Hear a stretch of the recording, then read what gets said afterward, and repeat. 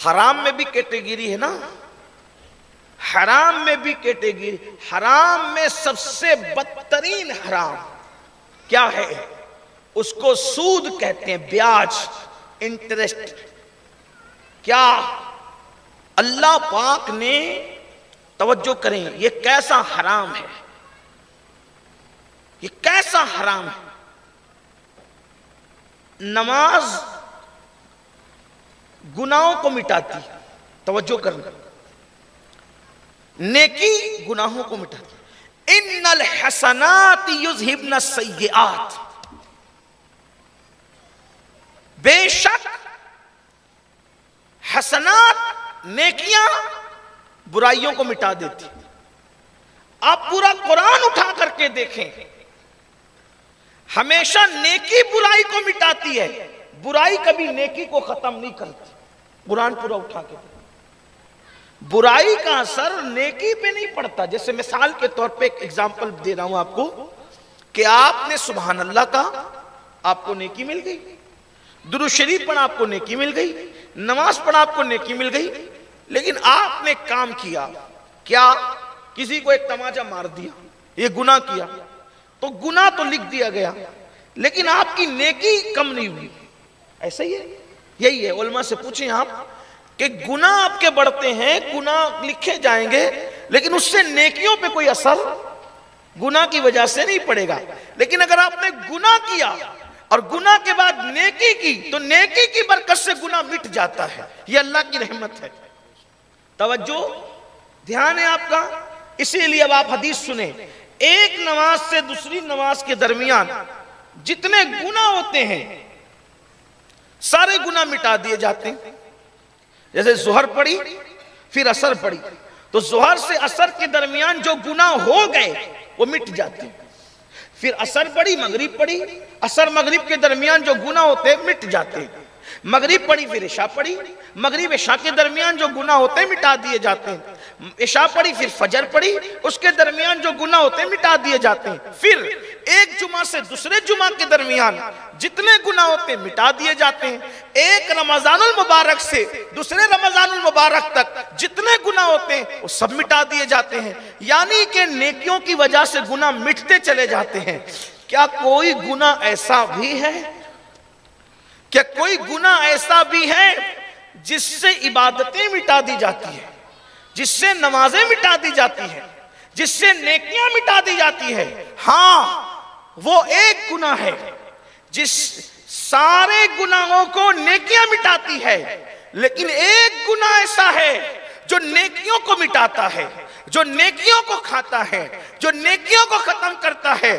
اور بھی اس کی فہرست میں کچھ ہے، لیکن آج عنوان کی مناسبت سے وہ ایک گناہ ہے جس کو سود کہتے ہیں، جس کو بیاج کہتے ہیں، جس کو انٹرسٹ کہتے ہیں. اللہ کے رسول علیہ السلام فرماتے ہیں کہ جس نے سود کا لقمہ کھایا، اللہ تبارک و تعالیٰ اس کی نحوست کی وجہ سے اس کی نیکیوں کو ضائع کر دیتا ہے، اس کی نیکیوں کو مٹا دیتا ہے. اور پھر فرمایا سود کا ایک لقمہ کھانے والا ایسا ہے جیسے اس نے اسلام میں اپنی ماں کے ساتھ 36 مرتبہ زنا کیا.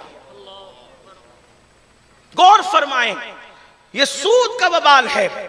اور پھر اللہ کے رسول صلی اللہ علیہ وآلہ وسلم فرماتے ہیں، میں معراج کی شب جب میں جہنم کا مشاہدہ کر رہا تھا، دیکھ رہا تھا، تو میں نے بجلی کی کڑک سنی اپنے سر کے اوپر. میرے سر کے اوپر بجلی کی کڑک تھی، میں نے بجلی کی آواز اور بجلی کی کڑک سنی اپنے سر کے اوپر. تو میں نے اوپر دیکھا تو مجھے بتایا گیا کہ کچھ لوگ ایسے ہیں کہ جن کے پیٹ کمروں کی طرح بڑے بڑے ہیں. اللہ کے رسول علیہ السلام فرماتے ہیں پیٹ کمروں کی طرح. میرے بھائیوں، اگر انسان کا پیٹ تھوڑا سا بڑھ جائے تو نہ وہ بیٹھنے کے قابل رہتا ہے نہ اٹھنے کے قابل رہتا ہے. اس کی حالت کیا ہوتی ہے پیٹ بڑا ہونے سے؟ آپ سب دیکھتے رہتے ہیں. لیکن اللہ اکبر، میرے اور آپ کے آقا سچے سچے نبی صادق و مصدوق صلی اللہ علیہ وآلہ وسلم فرماتے ہیں کہ میں نے دیکھا کہ ان کے پیٹ کمروں کی طرح تھے، یعنی کمروں کی طرح بڑے بڑے ان کے پیٹ تھے. اور اس کے اندر سانپ اور بچھو اور جہنم کی آگ تھی، اور وہ اٹھنے جاتے تھے تو گر پڑتے تھے، اٹھنے جاتے تھے تو گر پڑتے تھے۔ میں نے پوچھا جبریل یہ کون ہے؟ تو جبریل امین نے عرض کی یا رسول اللہ یہ سود خور لوگ ہیں، سود کا دھندا کرنے والے لوگ ہیں، اور یاد رکھنا جتنا سود لینا گناہ ہے اتنا ہی سود دینا گناہ ہے، جتنا بڑا مجرم سود لینے والا ہے اتنا ہی بڑا مجرم سود دینے والا بھی ہے۔ اللہ اکبر۔ آج قوم مسلم کو کیا ہو گیا؟ ایک بات مجھے ایک حدیث اور یاد آئی، اس حدیث مبارکہ کو لکھا گیا ہے کہ میری امت میں اللہ کے رسول علیہ السلام فرماتے ہیں میری امت کے اندر 4 چیزیں جب ہو جائے گی، جب لوگ جھوٹی قسمیں کھائیں گے، جب لوگ جو ہے وہ اللہ اکبر نمازوں میں سستی کریں گے، جب لوگ سود کو عام کریں گے اور ناپ تول میں کمی کریں گے، تو اللہ تبارک و تعالیٰ ان کے درمیان بڑی بڑی بیماریاں پیدا کر دے گا۔ او سود کے حرام دھندے کرنے والوں، سود لینے اور دینے والوں، سود لے دے کر اپنے کام چلانے والوں، جوا کھیل کے اپنے کام چلانے والوں، اللہ اکبر لاٹریاں کھیل کے اپنے کام چلانے والوں، جنگلی رمی کو عام کر کے کروڑ پتی بننے کا خواب دیکھنے والوں، تاش کے پتے اور سٹے اور جوئے کے کاروبار کرنے والوں، اللہ کے رسول کی سچی زبان سے نکلا کہ جو ان حرام کاموں میں مبتلا ہوگا وہ بڑی بڑی بیماریوں میں بھی مبتلا ہوگا۔ آپ جان رہے ہیں دولت تو آ جائے گی لیکن جان کو سکون نہیں ہوگا، دولت تو آ جائے گی مگر لنگڑے لولے بچے پیدا ہوں گے، دولت تو آ جائے گی لیکن اللہ اکبر عیبی بچے پیدا ہوں گے۔ آپ سمجھتے کیا ہے؟ لوگ کہتے ہیں خدا کی لاٹھی میں آواز نہیں ہے، جب اللہ اکبر انسان مارتا ہے تو آواز آتی ہے، لیکن جب قدرت کسی کو عذاب دیتی ہے تو آواز بھی نہیں آتی اور انسان تڑپتا ہوا نظر آتا ہے۔ آپ دیکھنا اکثر حرام دھندا کرنے والوں کے یہاں آپ کو ایبی بچے نظر آئیں گے۔ اللہ اکبر۔ اس لیے اس دن اللہ سے ڈرو۔ بڑی بڑی بیماریوں میں اللہ کے رسول نے فرمایا، سچے نبی نے فرمایا کہ بڑی بڑی بیماریوں میں مبتلا ہوں گے۔ آپ مجھے بتاؤ اس دولت سے کیا، اس دولت سے فائدہ کیا جس کے آنے کے بعد انسان بڑی بیماریوں میں مبتلا ہو جائے اور مرنے کے بعد جہنم کا عذاب، اور وہ بھی کیسا عذاب؟ اللہ کے رسول علیہ الصلوۃ والتسلیم فرماتے ہیں جب اللہ کی بارگاہ میں قیامت کے دن لوگ حساب دینے کھڑے ہوں گے، اللہ اکبر، کافر اور مشرک بھی کھڑے ہوں گے لیکن سود خور کھڑے نہیں ہو پائیں گے، وہ گر گر پڑیں گے، اس لیے کہ ان کے پیٹ کمروں کی طرح ہوں گے اور وہ ایسے مخبوط الحواس ہوں گے، وہ ایسے مخبوط الحواس ہوں گے، ایسا لگے گا جیسے ان کو آسیب نے چھو لیا، جیسے یہ مجنون اور پاگل ہو گئے۔ مجنون اور پاگل کیسے ہوتے ہیں؟ چہرے پہ ہوائیاں اڑ رہی ہوتی ہے، آنکھیں نیلی نیلی سی ہوتی ہے، آنکھیں سنی سنی سی ہوتی ہے، چہرہ بالکل بے رونق سا ہوتا ہے۔ ایسی اسی طرح سے وہ قیامت کے دن اللہ کی بارگاہ میں وہ کھڑے ہونے کی کوشش کریں گے لیکن گر جائیں گے۔ اللہ اکبر۔ سوچو تو صحیح، یہ دنیا میں ہمیشہ نہیں رہنا۔ کتنے محروم اور بدترین وہ لوگ ہیں کہ حرام کماتے ہیں، مریں گے تو حرام ہی کے کفن میں لپیٹ کر کے جائیں۔ سوچئے تو صحیح، اللہ اکبر۔ اور وہ جو حرام کا کفن ہوگا، روایتوں میں آتا ہے کہ وہ جہنم کی چادر بنے گا، حرام کا۔ یہاں ایک حدیث میں آپ کے سامنے پیش کر، اللہ اکبر اللہ اکبر اللہ اکبر۔ کاش میری قوم حلال و حرام پر توجہ کرے۔ ایک نوجوان ایک جنگ میں اللہ کے رسول کے ساتھ تھا، توجہ کرنا، قرون اولیٰ کی بات سنیں۔ لوگ امانت میں خیانت کرتے ہیں، لوگ حلال و حرام میں آج یہ ایک بات یاد رکھنا، روٹی کپڑا مکان تو بھکاریوں کو بھی مل جاتا ہے، ہاں یہ کوئی بڑی چیز نہیں، اللہ کی رضا بڑی چیز ہے۔ وَرِضْوَانٌ مِّنَ اللَّهِ اکبر۔ اللہ کی رضا سب سے بڑی چیز ہے، اللہ کی رضا سے بڑھ کر جنت بھی نہیں، اللہ کی رضا سے بڑھ کر جنت بھی نہیں ہے، جنت سے بڑا مقام ہے۔ وَرِضْوَانٌ مِّنَ اللَّهِ اکبر۔ اللہ کی رضا سب سے بڑی چیز ہے، اسی لیے اہل رضا کا جو مرتبہ ہے وہ مرتبہ، اسی لیے یہ کہ جنت سب کو دیں گے لیکن رضا کسی کو نصیب ہو، یہ بات یاد رکھنا۔ اور جنت میں سکون اس لیے ہے کہ وہ رضا کا مظہر ہے، مقام رضا کا مظہر ہے، ورنہ حقیقت میں جو مقام رضا ہے اس کی بات ہی کچھ اور۔ بلکہ ایک بات یہاں یاد آئی، آپ سوچتے ہوں گے کہ جب مقام رضا سب کو نہیں ملے گا تو جنت سب کو ملے گی، بات سمجھ میں نہیں آئی تو آپ کو بتاؤں، یاد رکھیں یہ اس کی عطا ہے، جس کو جو چاہے دے، لیکن مقام رضا کچھ خاص لوگوں کو۔ وَرِضْوَانٌ مِّنَ اللَّهِ اکبر۔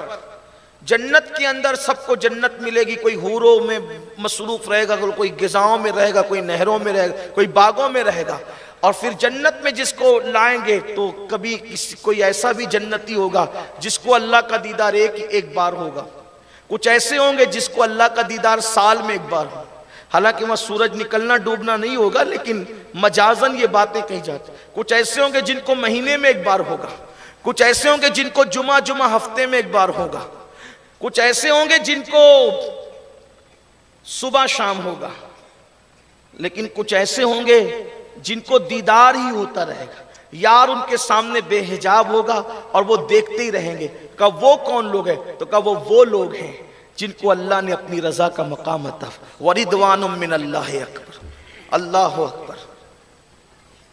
بات چل رہی تھی حلال و حرام کی، دل کے کانوں سے سنیں۔ سیرت کا ایک واقعہ ہے، ایک جوان نے اللہ کے رسول علیہ السلام کے ساتھ ایک جنگ میں شرکت کی، مال غنیم، غالباً وہ جنگ تھی خیبر کی جنگ،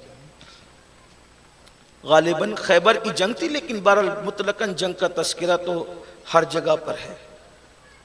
توجہ کرنا بہت دھیان سے، یہ بات کچھ یاد رہے نہ رہے اس کو یاد رکھ کے لے کے جانا ساتھ میں۔